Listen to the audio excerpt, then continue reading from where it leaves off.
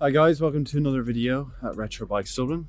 I quite liked the last kind of walking video I did for the YouTube channel there, so I thought I'd do another one, and this one I think is going to be interesting to you guys as well. It's going to be the top 7 bikes that came through our doors at Retro Bikes Dublin over the last year. So this isn't the best 7 bikes of all time or anything.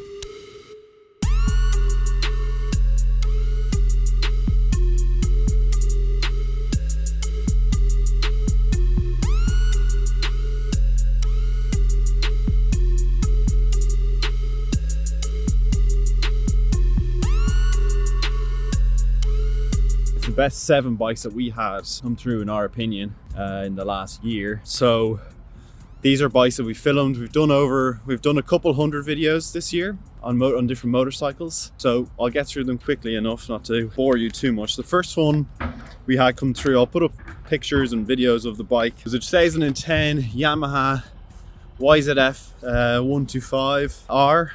That was a gorgeous bike in white, kind of this pearlescent white, and was so much nicer than the kind of CBRs and the GSXR 125s that I've ridden of that era, of around that 2010, early 2010 and 12, 13 that I've ridden. CBR 125Rs are very run-the-mill and kind of a commuter-y bike rather than a sporty bike. The YZF was really quite leant over. The engine was quite obviously not very powerful at 15 brake horsepower, but it was really quite sporty feeling, and the way it delivered its power made you feel a bit more sporty. So if I was to get a 125 from round then, I would be looking at a YZF, and that one was particularly nice. It had a lot of nice little extras on it, other bits and bobs as well. So number 6 then was a 1981 Moto Guzzi Le Mans Mark II. Now this bike was probably more special because it was very unique. You don't get too many of them coming through. We also had a pamphlet, 100 pages or more of service history, different things that have been done to the bike over the years. Just a huge amount of information on the bike. So that was also a really nice one. And then the character of that bike was something special. It really popped, and the juddering from side to side from the engine, all of those things, the character is what you kind of want from a Sunday spin bike, which is essentially what that bike was going to be for someone. So we have at number 5, it was a 2009 CB 1300 Super 4. And again, this is kind of similar to the GSR. That was a lovely white and red bike with a massive amount of extras on it, exhausts, little tail tidy, and a few other bits and bobs on it. But this was just a real muscle bike. It had been really well looked after. It was really fresh. I got a Showa rear shocks on it, and I think it as well came in around that 6,000 mark, 6,500, I'm not sure. So it was really quite affordable for what it was. It might have even been less than that, if I remember correctly. I'm not going to stay too long on them, because if you do want to check them out, they're going to be in the description below.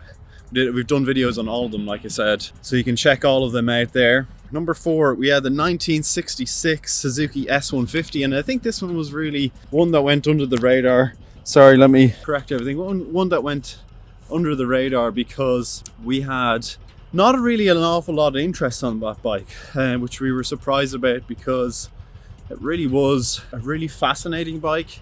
It was probably one of the first bikes ever to have electric start, certainly one of that low capacity. It was 2-stroke, 4-speed, really went really well. It was the fastest starting bike I've ever seen. You literally went up hard, you touched the button, and away you went. It was a beautiful chrome, half chrome tank with the kind of traditional cream and green color scheme. I thought it was a really excellent bike, and I think we only sold her for about 3,000 euros in the end, which I thought was really quite remarkable for what it was. It was an interesting bike and had a lot of history behind it, and one that I really enjoyed riding as well was a 1976 Yamaha RD400. This one was just so beautiful to ride. It had a full engine rebuild essentially, and really been looked over. We spent the guts of probably a year getting that bike up to running condition. I think what I liked about it as well was that it had its original paint. It hadn't been over restored, and it was really a good riding RD400 example and was perfect. It was really lovely, and I know the person who bought that had the same opinion on it in terms of its originality, all of that. And number 3, sorry, my shoulders are getting a workout here. And number 2 was probably going to be a strange one for you guys, but is a 1987 Honda GV250 Clubman. I love these bikes. I think they're extraordinary. I think for what they were in 1987, 1986, 1988, they were really, must have been way ahead of their time with disc brakes, 6-speed as well, and quite a lot of power. I think they had up to 34 brake horsepower on them. Quite a powerful little 250 4-stroke engine. Really revvy. I think went up to nearly 10,000 RPM, a single cylinder. Really, and super light. I mean, they were, and very usable for whatever. So, you know, you could daily it, you could do a nice little trip on it. Has a little bit more power, has that 6th gear for going on the motorway. They came in only at like 2.5 grand or something. It was A2 compliant as well, so the people doing their A2 license could they get on that bike. So I think the look of it as well has that huge tank on it, a teardrop tank that it had on it, which was just really gorgeous. So I think that one is a warranted number 2 on the list. Number 1 was a 2014 GSR 750. Both me and my dad loved this bike, and I think a lot of the times with these used bikes, what makes them really special is how people have looked after them. And this one was no different. It had a huge amount of work done to it, a lot of nice little extras, but it was just really nice. It was really light, nimble, powerful as well, and had everything you would have wanted. And I think it came under the 5,000 euros mark, with a full service history and everything. So we both really like that one, and all these videos for these bikes will be linked down below if you want to check any of them out. I guess you guys can have your opinion on what you think.